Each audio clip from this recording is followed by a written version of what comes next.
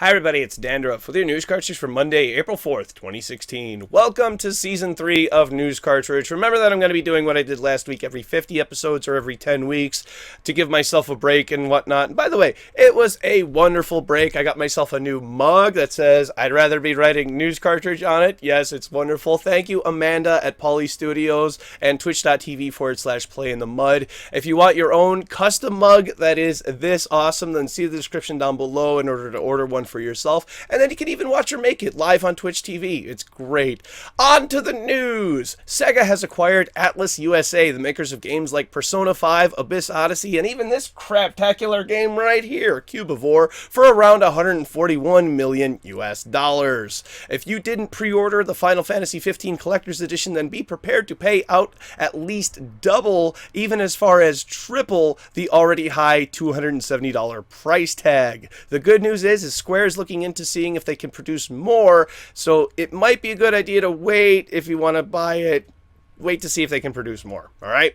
Starbound, a game that is similar to Terraria and features the same artist, is preparing to leave early access soon. The release date is not yet finalized. Today is the last day to get March's free PS Plus games. New games are incoming tomorrow. EA issued a DMCA takedown against a presidential campaign ad used by Donald Trump that contained music from Mass Effect 2. An employee for Sony spent 10 hours modding a DualShock 4 to allow a gamer with cerebral palsy to play comfortably. Hopefully more things like this become available for all gamers with disabilities. And then finally, in an effort to drive himself mad or possibly just stay in shape, Twitch streamer Rudism has leveled his World of Warcraft troll to level 100 only using dance pads.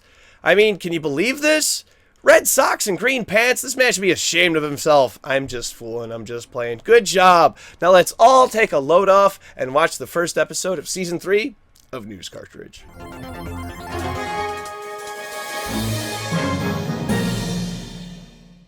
I wish our top story of the day was good news, but it's not. The Oculus Rift launched last week, and the Vive's official release date is tomorrow. Both headsets are seeing some trouble with shipping. So let's start with the good news. If you ordered an Oculus Rift before April 1st, then you will receive free shipping because many people have not received their headset yet due to an unexpected component shortage. Yeah. That's the good news. Oculus hopes to send out an updated email shipping status by April 12th. The Vive is also facing its own trouble processing payments, with some, actually a lot, of people having their order outright canceled, even after they call in to confirm that their order is still being processed. I have also read something about HTC support needing to use remote desktop to confirm some orders, which makes absolutely no sense to me and is kind of scary. Keep trying to reach out to HTC support if you find yourself in this circumstance. They say that you will not lose your spot in line and a new order will be created. Good luck, gamers. Alright, these are getting better and better. The next CGI short for Overwatch is out. This one is centric to Widowmaker, and Tracer plays a big role in it as well. I wasn't sure what to expect, as I never am with these episodes, but now I can't wait for the next one. Winston's was really nice, and it lets you really get to know him. And while this doesn't do the same for Widowmaker, it really gives you a sense of how she plays in-game. Now I really want to know more about this world, especially the AI robots that appear to be equals with humans. Blizzard's attempt at getting people excited for their new game is really working for me. Check out the full video in the description down below, as well as links for sources for all of today's stories. In the quick spot today, have you ever wanted to play a sequel to a game so bad that you said, screw it, I'll make it myself? Well, that's exactly what Scott Ashby has done, seeking to make Life is Strange 2. He's got two plans. Once he's raised $20,000, either take that money to the original studio, Don't Nod, and ask them to use that money to make the game. If that doesn't work, which he says Don't Nod has no plans to do so, and they're currently working on a different game, just use the money to buy the IP from them and then have another developer make it. Both of these are actually rather reasonable expectations. However, while writing this story, I checked the Kickstarter page and the project has been canceled.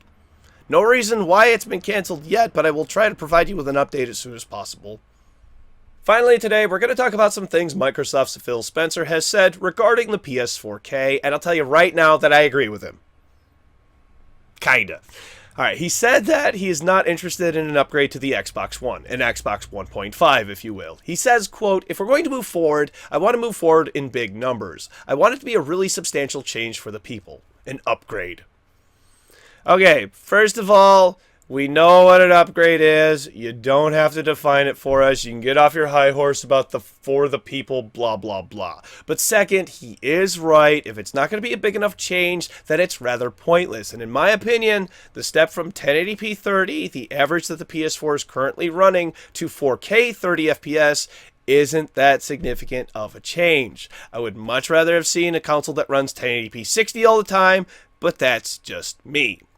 Also, it may just be a way of selling 4K TVs, because other than some porn, there really isn't a lot of 4K content out there. The PS4K would solve that pretty much overnight. Now, all that being said, I don't believe him. I don't believe that they won't release a Xbox 1.5 or whatever the heck they want to call it, because if they're already behind in the processing power of the Xbox One, do you really think widening the gap isn't going to have a greater effect? I do. Leave what you think down in the comments below.